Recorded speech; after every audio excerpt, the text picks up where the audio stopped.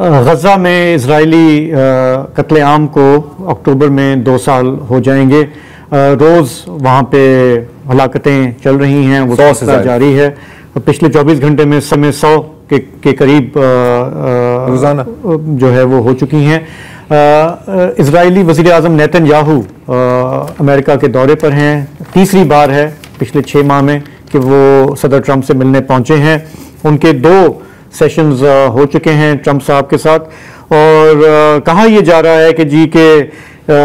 एक ट्रेजेडी है गज़ा में जिसे हम जल्द से जल्द सॉल्व करना चाहते हैं। और सदर ट्रंप के जो एलची हैं मशरिक़ वस्ता के स्टीव विटकॉफ, उन्होंने इशारे ये दिए हैं कि जी कि हम अब बहुत करीब पहुंच चुके हैं एक सीज़ फायर के, और उसमें होगा ये कि हम जो है कुछ ये जो कैदी हैं इजरायली उनको हम रिहा करा लेंगे, कुछ जो डिसीज्ड हैं उनको भी। उन्होंने कहा कि by the end of this week, यानी कि कल परसों में हो सकता है कि हम किसी नतीजे पे पहुंचे हैं। लेकिन नेतन्याहू खुद जब उनसे पूछा गया और वो मुलाकात करके निकले अमरीकी कांग्रेस के अरकान से, उनसे पूछा गया कि क्या ये दुरुस्त है, उन्होंने कहा जी हमारा तो काम अभी वहाँ पे पूरा ही नहीं हुआ, अभी तो हमें पूरा उसको अच्छी तरीके से हमें करना है, फिर देखेंगे कि क्या हो। We want to finish the job in Gaza. तो ये बैक एंड फोर्थ ये चलता रहता है। लेकिन प्रोग्राम के इस हिस्से में हम थोड़ा सा नज़र डालेंगे कि बरतानिया में इस वक्त क्या हो रहा है।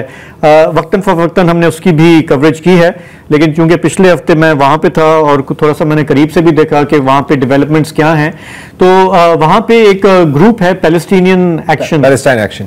एक्शन जो कि काफ़ी अरसे से मुतहरिक है, और उनका जो बुनियादी मकसद है वो ये कि बरतानिया जिस तरह से इस जेनोसाइड को सपोर्ट कर रहा है मिलिटरीली, हम उसके खिलाफ एहतजाज करें, उसे एक्सपोज करें। पैलेस्टीनियन एक्शन ने माजी में कई मुजाहरे किए हैं जिसमें ज़ाहिर है कि कहीं तोड़ फोड़ भी होती है, लेकिन वो टारगेट करते हैं उन डिफेंस कंपनीज को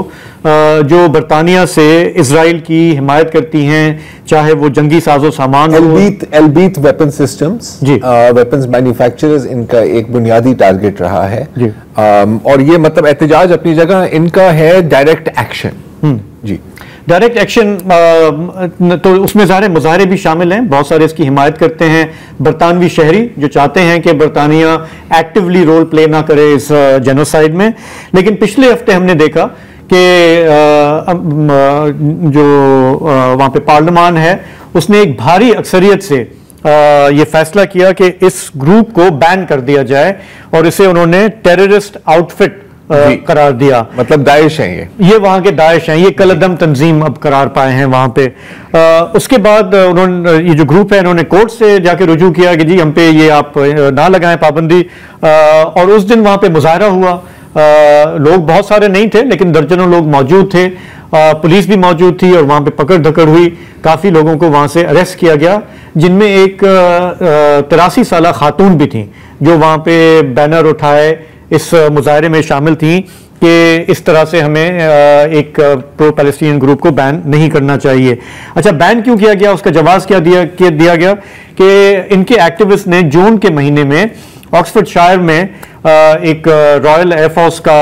एक 2 जहाज हैं, वहां तक वो पहुंचे थे, वहां पे उन्होंने स्प्रे पेंट किया, उस पर ग्राफिटी की, और इसको जवाब बना के कहा गया कि जी के 7 मिलियन पाउंड्स का आपने हमारा नुकसान कर दिया है, और अब आप एंटी स्टेट हैं और अब आपको फंक्शन नहीं करने दिया जाएगा। ये सब ऐसे वक्त हो रहा है वहां पे जब ब्रिटेन का अपना रोल जो है उस पर तनकीद बढ़ती जा रही है, और जिस तरह से वो इजराइल के साथ नेतन्याहू के साथ मुसलसल खड़े रहे हैं। वहां पर जो तनकीद होती रही है, और ये पैलेस्टीनियन एक्शन ने भी की है माजी में, उसमें उन्होंने बीबीसी को भी निशाना बनाया है और कहा है कि ये एक कौमी इदारा है, और इस जेनोसाइड के दौरान बीबीसी जो है बहुत अपने आप को उसने एक्सपोज किया है। अब ये एक ऐसा इदारा है जहाँ माजी में मैंने भी बड़ा अच्छा काम किया, वसत ने भी काम किया, और उस वक्त भी ये होता था, हम अक्सर ही आपस में कहते थे जब इस तरह के कॉन्फ्लिक्ट ब्रेकआउट करते थे मिडल ईस्ट में, कि बीबीसी में दुनिया के बेहतरीन जर्नलिस्ट काम करते हैं, हमने उनसे सीखा भी है, और हम कहते थे कि this is an organisation of lions led by the donkeys. मतलब वहां पे जो मैनेजर हजरात होते हैं ना, जिनकी हालत खराब होती है कि ये खबर नहीं चल सकती, ये नहीं हो सकता, वो नहीं हो सकता, आलू आ जाएगा, ये मखलूक वहां पे भी पाई जाती है। लेकिन वो इतना खुलकर आके उनकी हिम्मत नहीं होती कि वो एडिटर को मना करें कि ये आप खबर ना चलाएं। कम से कम मेरे 15 साल में कभी ऐसे नहीं हुआ कि ऊपर से कोई सहीफा आया हो, कोई फोन आया हो कि ये खबर नहीं जा सकती। लेकिन अब इंक्रीजिंगली बीबीसी के अंदर बहुत जबरदस्त एक फ्रस्ट्रेशन है, जो सहाफी हैं जो समझते हैं कि हम इंसाफ नहीं कर पा रहे गजा की स्टोरी के साथ। और बारहा हमने देखा है कि अनोनिमस लेटर्स सैकड़ों बीबीसी के जर्नलिस्ट ने लिखे हैं, ब्रिटिश मीडिया में अपीयर हुए हैं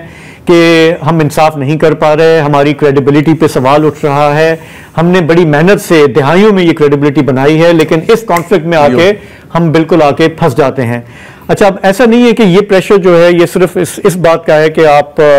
गजा में जो कत्लेआम चल रहा है उसको नहीं दिखा पा रहे। एक बहुत बड़ा प्रेशर हम जानते हैं कि वहां पर इजरायली लॉबी का है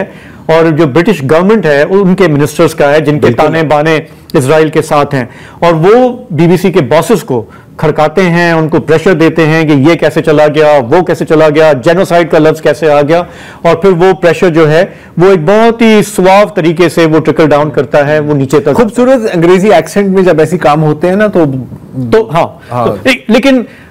फ्रस्ट्रेशन जो है वो बहुत चल रही है और बहुत वहां पे प्रेशर है। एक तो मैं छोटी सी बात है बस और शेयर कर लूं इस पे कि मैं जब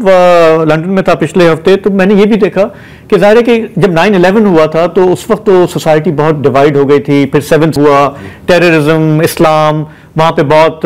वायलेंस भी हुआ, रेशियल वायलेंस भी हुआ। इस दफा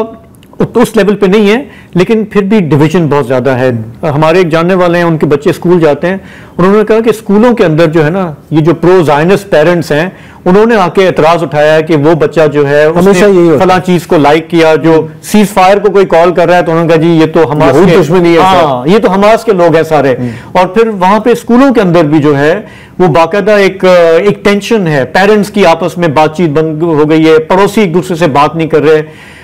और ये जब इस तरह के बैन लगते हैं पैलेस्टीनियन एक्शन पे, तो फिर हर कोई मोहतात हो जाता है कि मैं ओपनली